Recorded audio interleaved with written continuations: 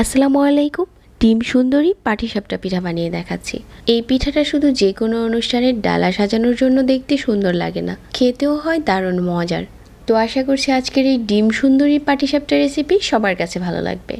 পিঠাটা বানানোর জন্য নিয়ে নিচ্ছি একটা বাটিতে প্রথমে একটা ডিম, আর 1/4 কাপ নিয়ে নিচ্ছি চিনি, 2 টেবিল চামচ নিয়ে নিচ্ছি গুঁড়ো দুধ।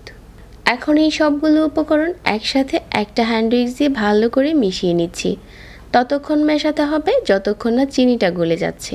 এভাবে করে মেশাতে মেশাতে চিনিটা যখন পুরোপুরি গলে গেছে, এখানে আমি দিয়ে দিচ্ছি 1 টেবিল চামচ লেবুর রস, 1 কাপ দিয়ে দিচ্ছি ময়দা।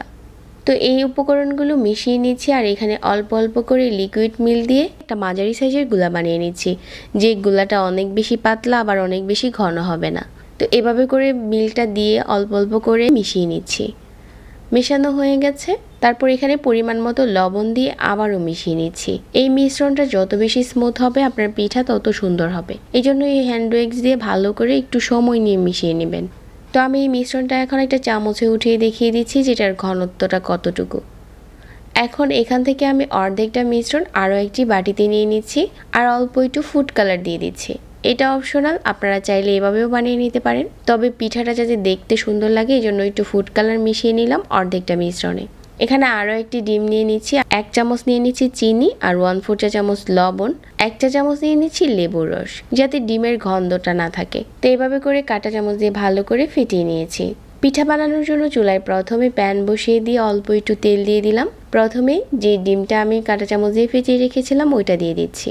তো এখন হচ্ছে ডিমটাকে কিছুটা যখন কুক হয়ে গেছে, উপর থেকে এভাবে করে বাস দিয়ে দিয়ে রোল করে নিচ্ছি। ডিমটা ভাজা হয়ে গেছে আর রোল করা হয়ে গেছে, এখন একটা প্লেটে নিয়ে নিচ্ছি।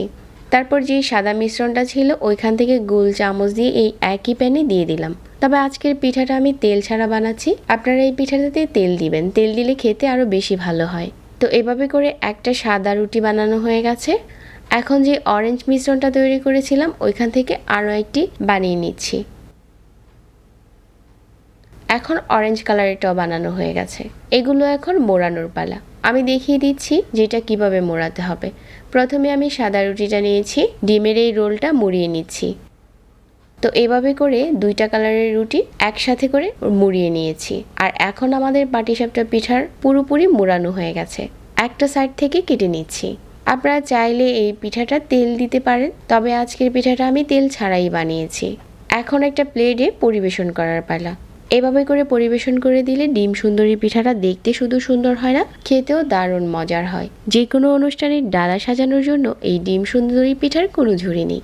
সহজ রেসিপিতে শেয়ার করেছি, আশা করছি ভালো লেগেছে। সবাইকে আবারও ধন্যবাদ জানাচ্ছি, আর আজকে এখানেই বিদায় নিচ্ছি। আল্লাহ হাফেজ।